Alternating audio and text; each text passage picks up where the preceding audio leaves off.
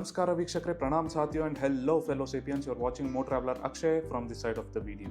Okay, before we start this video, I have a disclaimer. I have tried to put out my honest opinion through this video. There is no factor that has influenced me here, and whatever I have said is purely what I felt and experienced. Due to obvious reasons, I could get hands only on a test drive car. I'm not a famous YouTuber with good following to get a car for myself to review. This video, though not very professional, I believe it helps many to take a decision or make an observation or two based on what I have mentioned when you take a test drive. Let's now get to the topic. I am 39 years old and most of the enthusiasts, mostly around my generation, don't like EVs. Well, at least as far as I've heard from my groups. Why is that so? It has a simple answer: no driving feedback and no range. Now, when I say feedback, I'm not expecting a feedback as much as the current generation Fortuner, but at least as much as the smoothest diesel engines out there, say maybe the Mahindras themselves. And when I say range, it's not just the kilometers or miles that it can run on one charge, but also the practicality of it. Say, I'm planning a long trip tomorrow and I don't have a clue about how much fuel I have in my petrol or diesel car. Well, I don't care either. I know I can get it refueled once I start my trip at a maximum of 15 minutes considering the wait time. But what if it is an EV? I do need to care about it today if I am planning for a drive tomorrow. Also, the time taken in a charging station, if it is available on the way, to recharge when I am on a long drive. Yes, I need to consider it all. For me, this is inconvenience. And I have seen a video from a famous Indian YouTuber decoding the per kilometer cost involved to charge an EV in a fast charging station in India costs more than a 1.5 litre diesel. Now, let's cut to the chase and get to the topic of this video, the Mahindra XEV 9e. It seems to be the latest revolution in futuristic design with cutting-edge technology. This all-electric SUV is set to redefine style and statement. I am flabbergasted by its looks and presence. With its striking aerodynamic design, the Mahindra XEV 9e offers a bold presence on the road. The sharp lines, dynamic stance, and an aggressive front immediately grab attention. But it's not just about looks. This SUV is built to perform. I test drove the 79 kWh version with 282 bhp and 656 km range. This is the only variant available right now with the Bangalore dealership that I visited, and I guess it's the same with others. It's available only in the rear-wheel drive option, and there is another option with 59 kWh battery with 228 bhp, which provides a range of 542 km. Well, I wouldn't go into the full details of all the specs and features in this video. There are many videos available that do it. Here I am to explain what I felt firsthand when I drove it, and then what I felt about its interiors. That's the limit to what I experienced through my test drive.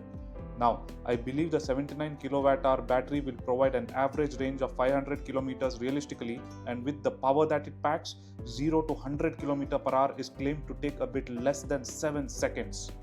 But is it good enough to change opinions of my generation or any enthusiast out there who thinks EVs lack the excitement due to the engine feedback of a petrol or diesel vehicle? Let's dig in. This car is definitely going to surprise you with the way it attains speed in a very short distance and time, even after being big and bulky. I drove it in the city, mind you, and I'm still making this statement confidently. I reached triple digits in traffic within no time after I got used to its driving dynamics. Why? Because it can, and of course, because of the confidence it provides in control and braking. Okay, I admit that I have driven the likes of Tiago and Comet EVs, and this is my first powerful EV drive experience. Even then, I can bet that anybody with more EV experience would definitely end up stating the same. Let me know in the comment section below if your thoughts differ. The brutal force with which it pushes you back to the seat when you accelerate it, even in the normal mode or everyday mode as it is called, is impressive to say the least. I could notice my wife and the executive clinging on to whatever they could grab when I accelerated. Kind of gives the feeling of driving a sports car. Again, confessions. I haven't driven one, and if you guys bless me, maybe someday I will. Sorry for the deviation. Getting back on track now. It's very smooth, and there is no NVH in the city traffic whatsoever. Extra care has been taken about this, like embedding foam inside the tires, etc. Range mode provides linear acceleration compared to everyday mode but provides adequate power. It does not in any way feel lethargic. Everyday mode is a decent mix of good response in terms of acceleration and range in terms of kilometers. Race mode though unleashes its full capability and is very sharp in terms of acceleration. Gives you butterflies when you accelerate.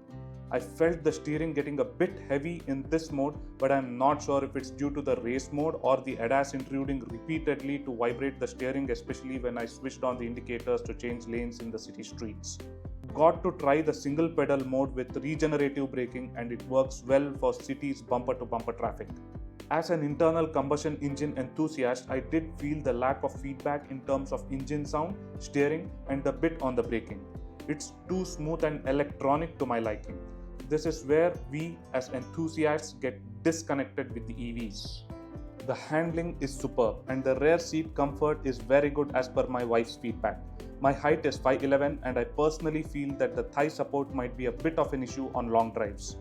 Long drives, huh? Would you dare? Well, many do these days, but still inconvenient and has an anxiety factor according to me. Can't rule that out.